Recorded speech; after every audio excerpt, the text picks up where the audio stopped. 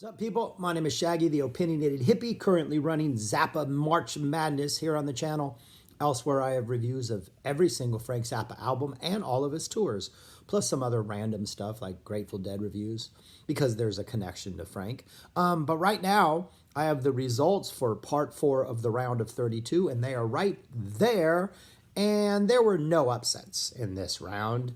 Make a Jazz Noise here did give Absolutely Free a run for its money, and I think was in the lead early on, but Absolutely Free ultimately overcame Make a Jazz Noise here. I think this is an interesting pairing, is that Absolutely Free is kind of the second thing Frank ever did officially, right? And even though, and Make a Jazz Noise here, even though there were more than like one thing after this was released, this was kind of sort of the penultimate phase of his career, the '88 tour, and then after that you had the sort of Yellow Shark performance. So they are sort of bookending the careers in not the first, but the second to last or second to first ways. So it was close. So it was interesting that Frank ended as strongly as he started, essentially. But Hot Rats was no match for that album, though people valiantly gave it a try. Leather, School, 200 Motels, and Weasels, kind of destroyed Civilization Phase 3. But anyways, we're on to today's bout, we are going to continue on with the round. We're going to start the round of 16. We're going to do the middle portion of that bracket, the parts that have the 2 and 3 overall seeds, the number 1 Joe's Garage seed in its bracket, and the number 1 Burnt Weenie Sandwich in its bracket.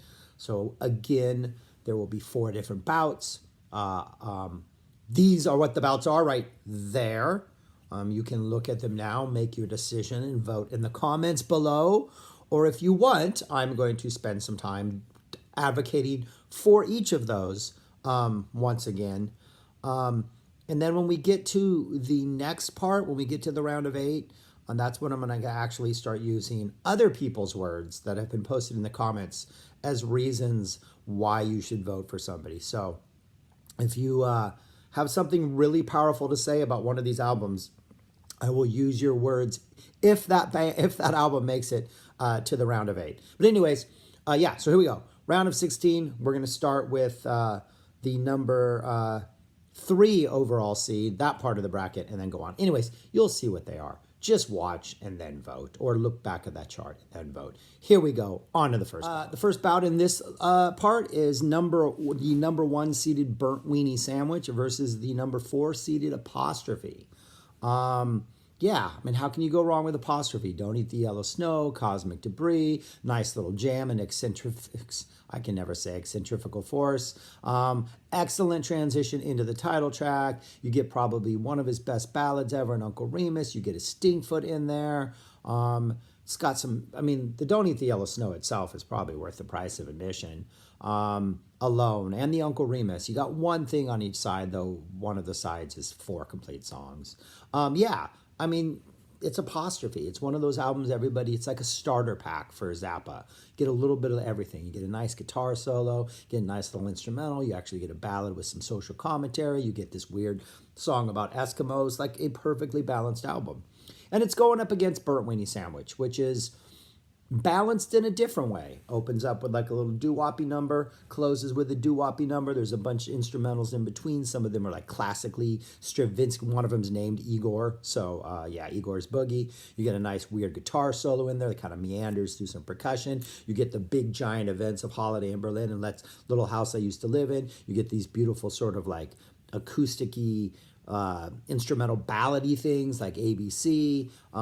It's just an absolutely amazing one of Frank's all-time best albums. So, but there's no songs. There's songs with lyrics. There's nothing you can like really hum along to or sing along to other than WPLJ, that one. But it's not as pop friendly or rock friendly or radio friendly as Apostrophe potentially could be. There's no Cosmic Debris on Burnt Weenie Sandwich. So that could be the difference for you. I don't know. I'm not you. But yeah, vote. Number 1, Burnt Weenie Sandwich, and it's part of the bracket, or number 4, Apostrophe. The second part of this bracket, no surprises in this bracket. This is the number 2 versus the number 3.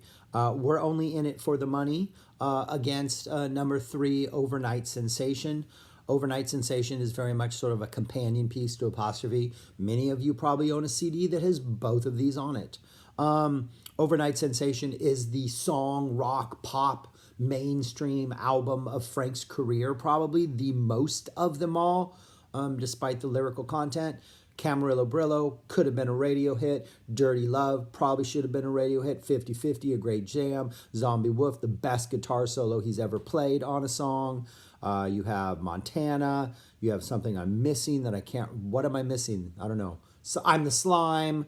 And then you have that Dynamo Hum song, which you might think is the funniest thing in the world. And maybe it worked for you once. Maybe you once... somebody bet you money that you couldn't make them hum. So maybe this song has personal reasons for you, and that's why you want, has a personal meaning for you, and that's why you want Overnight Sensation to move on. And then you get the number 2 seed, but number 1 in my heart. We're Only in It for the Money. Frank's third album, fourth album, Mother's third album. Just an absolute masterclass in studio editing, technique, in melody writing, in contrast, and noise, and sweetness, and chaos, and with a great powerful statement at the end. We encourages you to go read some Kafka. Who shouldn't have to go read more Kafka? Just an all around. His response to Sgt. Pepper's in the most LA freak scene, Zappa-esque way possible, and almost a perfect album. But maybe it's not your bag of tea. Maybe all those frequent edits drive you mad. We drove to Vegas once to see The Dead, and I had a cassette tape that had Hot Rats on one side and We're Only in It for the Money on the other. And I was driving home, like this was like Sunday at like 3 in the morning, driving back to Berkeley after the weekend. And Hot Rats I played first, and everybody fell asleep and had a good time. Then I let the tape flip over to We're Only in It for the Money. People woke up and were really upset because they couldn't find any sort of like rhythm to which they could fall asleep to, because there's all these crazy edits. So maybe that bothers you like it bothered them. Or maybe you were in that car with me and you're going to vote for Overnight Sensation because you still have bad memories of that trip back. But anyways, vote. All right, moving to the other side of this bracket, the number 1 Joe's Garage versus the number 5. We have an upset here. We had an upset. Waka Jawaka. Waka Jawaka is part of his big band jazz period. You have that amazing Big Swifty taking up all of side 1. There's nothing like Big Swifty. That jam in Big Swifty is really the way the keyboards, Frank's just sort of solo, the Sal Marquez-ness, the way they kind of weave in and out of each other. There's nothing like that in his catalog. You get the amazing Waka Jawaka to close out. You got 2 really fun songs in between. It's just a fun, almost carnival-esque ride. But it's jazzy and it's got good playing and the drumming is ridiculous and all the musicianship is ridiculous. And you have that with Joe's Garage, this massive 3-part concept album about everything. You know, starts off in a garage, ends up in an institute with imaginary guitar solos and imaginary vocals to imaginary songs, and one of the most beautiful imaginary guitar solos ever in Watermelon and Easter Hay. Got some amazing guitar playing on here. You got some of Frank's weird late 70s funk on here. You just got some incredible melodies, some laughs, some joy, some fun, some robots, you got a little bit of everything in Joe's Garage. Maybe it's too much for you and you like the somewhat more simplistic jazz fusion side of Waka Jawaka, or maybe you need all that Joe's Garage has to offer. It was the number 2 overall seed. So, but anyways, yeah, vote below for which one of those. Finally, in this bracket, you have one size fits all, a number 2 seed versus the greatest underdog we have left in this competition, Sleep Dirt. Not too different of albums. I mean, Sleep Dirt is instrumental, other than like some talking after a messed up sort of acoustic guitar jam on the title track. But you have the amazing Filthy Habits with just some mean guitar work. You have some weird sort of instrumental things that may have lyrics depending on what version you have. You vote for whichever version you like best. The amazing Egyptian Strut. And then the jam of The Ocean is the Ultimate Solution, which is one of the best titles Frank has ever had to close out. Versus the almost perfect one-size-fits-all. Inca Rhodes, Florentine Pogan, Andy, Sam Bernardino, which I forgot to mention, my original rave up about this. Yes, you might love can't afford no shoes, or that may be the deal breaker for you. Like if it was for me, still wouldn't be. 2 sofas, a pajama people, and a modified dog. How many albums have modified dogs? I can't think of another that does. So anyways, yeah, it'll be interesting to see what kind of, if Sleep Dirt can keep its momentum, if this Cinderella story can make it onto the round of 8. It's already, I think, made its family proud by making it to this part, but we'll see. Anyways, those are the bouts. So that's what I got. There they are once again. Vote for the 4 you think should make it on. It is Saturday morning, sometime on Saturday morning. I will close the voting. I have to go back to work on Monday. It was just my spring break. I will close the voting. We're gonna give you an extra day. We're gonna go Monday at 6. So you got an extra like 12 hours to vote if you come across this. So Monday, Texas Central Standard Time, we will close the voting on this.